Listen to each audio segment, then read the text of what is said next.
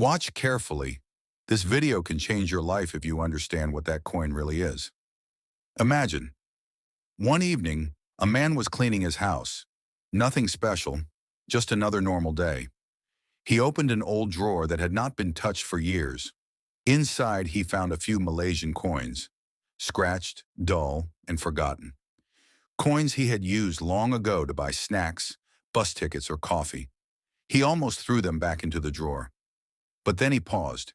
He wondered, what if one of these coins is not ordinary? That single thought changed everything. Welcome back to Coin Capital, the channel where real coins, real history, and real selling knowledge come together. Today's video is not just about rare Malaysian coins.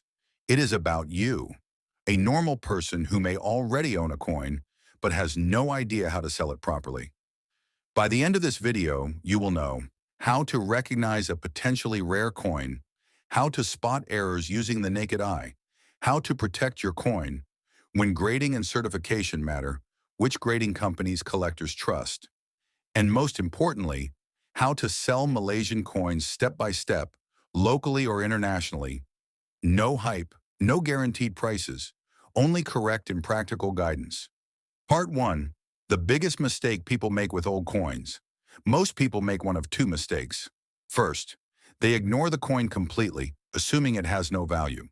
Second, they rush to sell it quickly to the first buyer they meet. Both are mistakes. The correct approach is simple.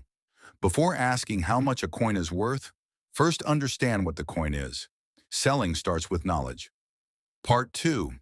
Learning to look at a coin differently. Take a Malaysian coin in your hand. Do not think like a shopkeeper. Think like a collector. Ask basic questions. What is the year?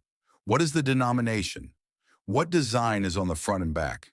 Does it match other coins of the same year? Now look closely, even with your naked eyes. Many valuable coins were discovered without microscopes. Look for letters or numbers that look doubled, dates that appear thick or shadowed, designs that are off-center, missing elements, extra raised lines on the surface, unusual shapes or clipped edges. If a coin looks different from a normal example, it may be an error coin.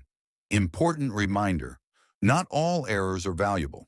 Value depends on rarity, condition, and collector demand. Part 3. Error coins versus damaged coins. This is where beginners often get confused. An error coin is a mistake made during the minting process. A damaged coin is harmed after leaving the mint. Scratches, corrosion, bending, or heavy wear usually reduce value. Mint errors like off-center strikes, double dies, clipped planchets, die cracks may attract collector interest. If verified, always compare your coin with a normal example of the same year. Part 4. Never clean your coin. This is one of the most important rules in coin collecting. Never clean an old coin. Do not use cloth chemicals. Soap toothpaste. Polish cleaning removes original surfaces that collectors value. A dirty but original coin is usually preferred over a shiny cleaned one. If your coin is dirty, leave it exactly as it is. Part 5. Protecting your coin before selling. Even before selling, proper protection matters. Do this. Hold coins by the edges. Use coin capsules or mylar flips. Avoid soft plastic with PVC. Store in a dry, stable environment. Keep away from humidity and sunlight. Take clear photographs, front-back edge.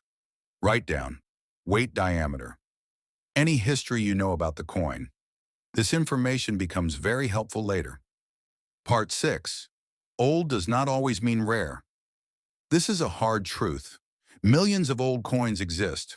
Age alone does not create value. Rarity usually comes from low mintage, special varieties, minting errors, high condition, strong collector demand. Some common coins exist in huge numbers and may have limited value. That is why verification matters. Part 7. Authentication and grading explained simply. Authentication answers one question. Is this coin genuine? Grading answers another. What is the condition of this coin? Graded coins are sealed in tamper-proof holders with a Grade A certification number, the grading company's name.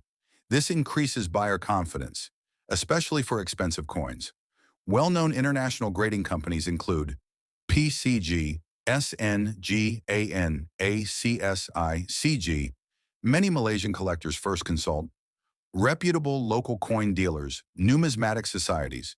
For coins intended for international sale or auction, collectors often choose PCGS or NGC due to global recognition. Grading costs money, so it is best used for coins with real potential. Part 8. Choosing whether to grade your coin. Ask yourself, does the coin appear rare? Is the condition strong? Am I targeting serious collectors or auctions?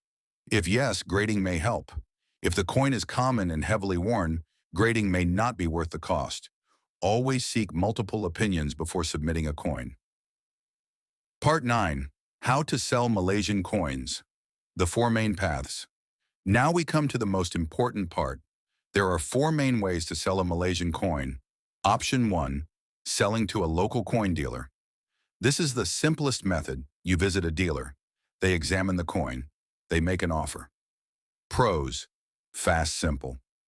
No shipping cons. Dealers need profit. Offers may be lower than auction results. Good for quick sales or beginners. Option 2. Selling privately or online. You list the coin yourself. You communicate with buyers. You manage payment and shipping. Pros. Control over pricing. Direct buyer access. Cons. Requires experience. Risk of disputes or scams. Time-consuming graded coins perform better in this route. Option 3. Selling through auctions, local or international. This is where rare coins often perform best. Auction houses, research your coin. Photograph it professionally, market it to collectors. Create competitive bidding. Important notes, auctions charge seller fees. Sales take time. Final prices are not guaranteed. However, many record prices come from auctions. Option 4. Consignment with an expert. You give the coin to a trusted dealer. They sell it on your behalf. You share the proceeds. Lower effort, less control. Useful for beginners who want guidance. Part 10. Selling Malaysian coins internationally. International selling is easier than many people think. You need secure packaging, full insurance tracking, proper customs declaration. Reputable auction houses guide sellers through this process.